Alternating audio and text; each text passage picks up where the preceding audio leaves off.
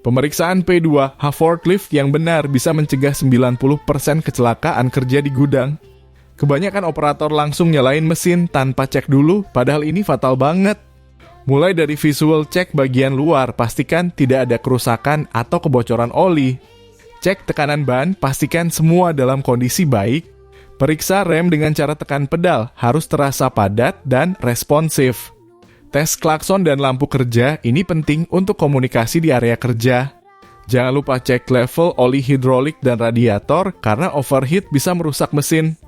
Pastikan sabuk pengaman berfungsi dengan baik, ini nyawa kamu yang dipertaruhkan. Cek steering wheel, harus mudah diputar tanpa hambatan. Terakhir, jalankan forklift pelan-pelan untuk memastikan semua sistem bekerja normal. Ingat, 5 menit inspeksi P2H bisa menyelamatkan hidup dan mencegah kerusakan jutaan rupiah. Keselamatan kerja dimulai dari hal kecil seperti ini.